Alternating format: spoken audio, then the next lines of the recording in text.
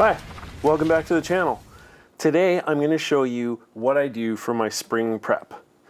Because I've had a really busy winter and there's a lot of important things that I do to Ruby before she hits the trails again. My busy winter season started out pretty simple with the TreadHead Garage Naked Christmas Cruise. After that, it was a trip to the good, the bad, the ugly.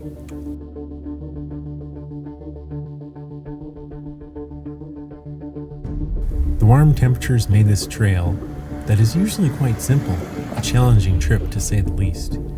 Even with half our group bailing, a few of us trudged on and made it to the falls with plenty of light left for the return trip. A month after the GBU, it was off to Ruby Falls. Now this is an off-road trail. There were more water crossings and they were a bit deeper than at GBU.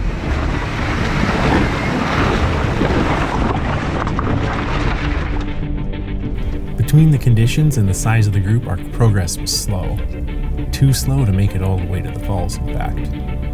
We had to turn back just past the halfway point. This is my favorite trail yet, and I can't wait to hit it again this winter.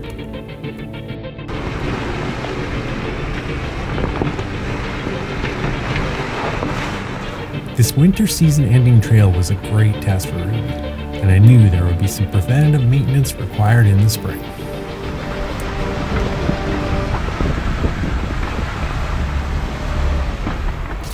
Because Ruby did spend quite a lot of time underwater, I decided to swap out my gear oil. I've been using Royal Purple for the past 10 years. I don't tow anything, so 7590 is totally fine for my application.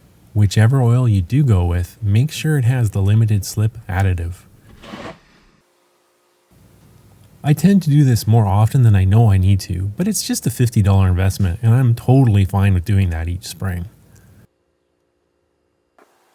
My axle breathers for both front and rear have been relocated to higher positions. This is something I would strongly recommend if water crossings are in your Jeep's future.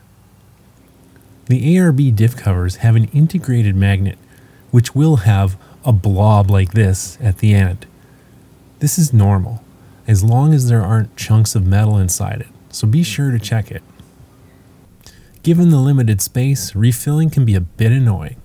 My Dana 44s take 1.3 liters up front and 2 in the rear. The ARB covers do have a convenient dipstick that I marked to avoid overfilling.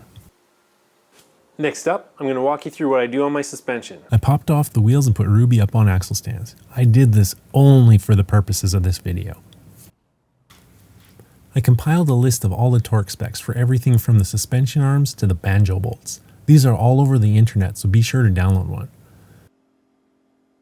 First up is the front end, specifically the track bar and the steering links.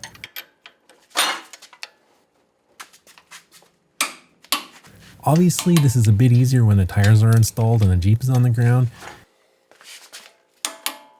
And if you do happen to hear a squeaking sound, kind of like that, you know that you were out of spec just a little bit.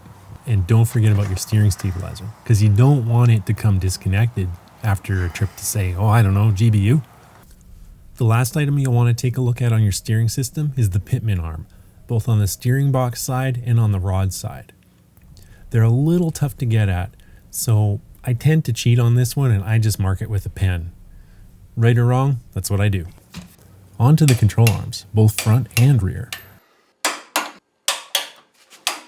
These vary between 75 and 125 foot-pounds, so pay close attention to your chart.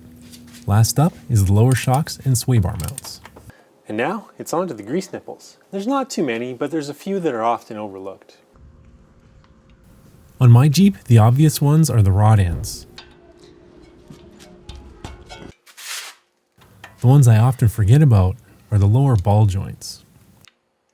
When running aftermarket drive shafts and U-joints, there will be nipples on both the yoke and the joint, so don't forget about those. So speaking of drive shafts, I'm always torn whether or not I should retorque the drive shaft bolts or not. I did mark them with a pen and none of them have moved, so I'm basically just going to leave that as is. Now it's on to the brakes, because the last thing anybody wants is for the caliper to fall off when you're on the trail. The caliper bolts don't need much torque, just 25 pounds. Unless the caliper is leaking, I don't touch the banjo bolt. The upper and lower caliper mounts are always checked and torqued to 120 foot-pounds. Also, don't forget to check your ball joints. Here's how I do that. Jack up your Jeep just a couple inches and using a long snipe or a crowbar, apply upward pressure. What you're looking for is any up and down movement here. As you can see, my ball joints are healthy. This last item on my checklist is also one of the most overlooked. We all have ample time to check this while airing back up post-run. It's the wheel nuts. I would check them after each run. The torque spec varies here, but on my NASCAR-inspired Steelies, I torque them to 100 pounds. Anyways, I hope you liked my video on what I do for my spring prep or my nut and bolt procedure. I'm not saying this is the only way to do things. You know, I'm sure people will have different opinions and varying opinions on how I do my thing, but to be honest, for me it works. Anyways, again, I hope you liked it. If you did, smash that like button and don't forget to subscribe. See you out on the trail. I'm out of here.